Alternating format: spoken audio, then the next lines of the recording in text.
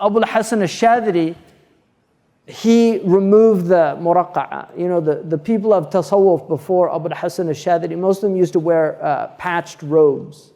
Abu al-Hasan al-Shadhili changed that, because in the earlier period, people respected the people for that, because they saw it as humility. Just like the masses, they loved Gandhi in India, but a lot of the rich and the wealthy had utter contempt for him. But when he would walk amongst the masses of Indians, they would come out in throngs. They loved him because he was one of them. He lived like them. And that was his point. He was a very highly educated lawyer. He wasn't from the Brahmin class. He was a third class in the hierarchy of Hinduism. He was from the Vaishya class. So he was actually from the merchant class, not from the warrior class is over them, the Kshatriya and then the Brahmin. So he was a third class, but highly educated. He'd been educated in England, but he sewed his own, he wove his own textiles, he made his own clothes. If you, at the museum in India, you can see what he left behind. I mean, it's pretty amazing. He had no property, absolutely no property. So the poor people would respect him, but the wealthy people had a lot of contempt for him. And that's the way some of these people were, they began to see this as a very low thing. So Abu al-Hasan al-Shadhili had his fuqara wear nice clothes. And it became, a path of scholarship, and he encouraged education. It was very important, and those things. So times change, and people have to be realistic. Like I said, he puts forward a lot of ideals. In terms of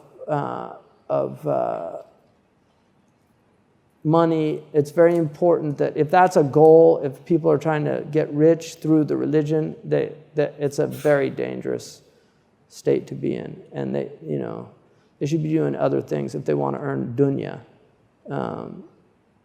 But Allah also takaffara rizqa talib al-ilm. Allah takes care of the provision of a seeker of knowledge. If you seek knowledge sincerely, you should believe that your provision will come to you.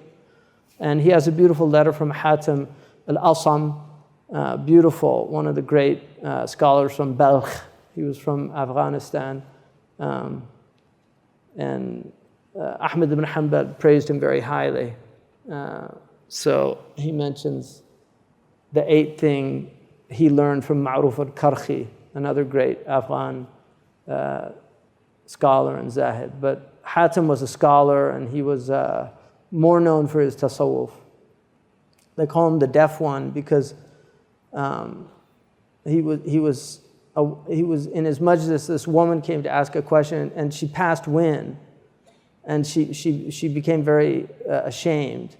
And so he said, "Could you raise your voice in the question, because I have some samam in my ear, I can't hear." But he was trying to just make her feel less conscientious. And so he got that nickname, Al-Asam. He wasn't actually deaf, but he just did it out of adab to let the person just feel less conscientious. So, anyway. سبحانك اللهم وبحمدك أشهد أن لا إله إلا أنت أستغفرك وأتوب إليك. جزاكم الله خيرا. What's that? Oh, one more question? Oh, yeah, sure. Go ahead. Actually, I was going to latch on to the question that Sister Ala said. You said you agreed with her, but then that's a bit abrupt of an ending. So do you have any advice to give either to sisters or brothers? Or I know you have sons, I mean, of course, I actually feel sorry when I look out there. I feel sorry. I see a lot of really decent, unmarried, pious women that are having really hard time finding spouses, finding people that are compatible intellectually. We have a lot of highly educated women. I mean, I'll give you an example. In my own country, we have women that are from South Asia that grew up in America, and they're strong women, because they grow up in an environment where women are encouraged to be forthright, and so a lot of men will go back home to find the village girl that's going to do everything he tells her to do, because he doesn't want to deal with the But what he'll find out is after 10 years, the village girl is going to be just like the...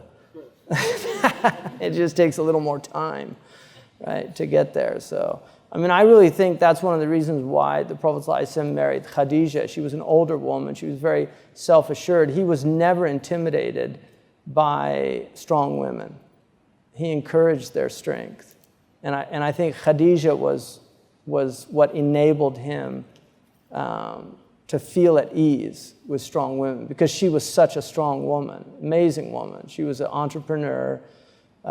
She was the one that he went to for advice. She took him to Waraqa. You know, she was the one that knew what to do when he was struggling. She was the one that encouraged him and told him, no, this is, your Lord's not going to abandon you, and here's the reasons why. So when Aisha comes along, who was a firebrand, I mean, Aisha is just amazing, intellectually curious, brilliant, forthright, had no qualms about challenging the Prophet ﷺ about things. I mean, it's very clear from the Hadith, and she's amazing. He didn't crush her spirit. He encouraged it. It's very clear. And she ended up leading an army. I mean, that's how self-confident she was. Even though she was wrong in that position, just the fact that she did it is amazing. So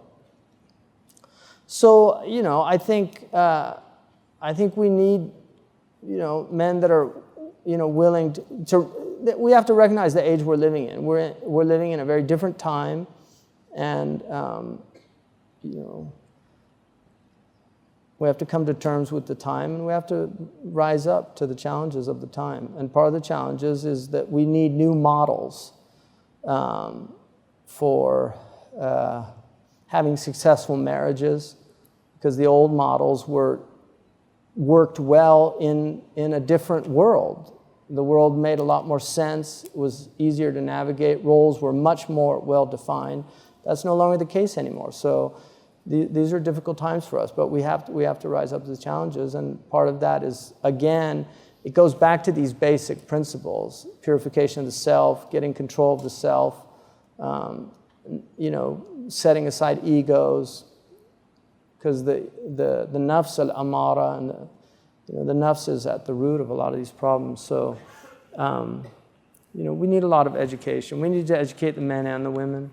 And ourselves. I mean, you know, the educators need to be educated.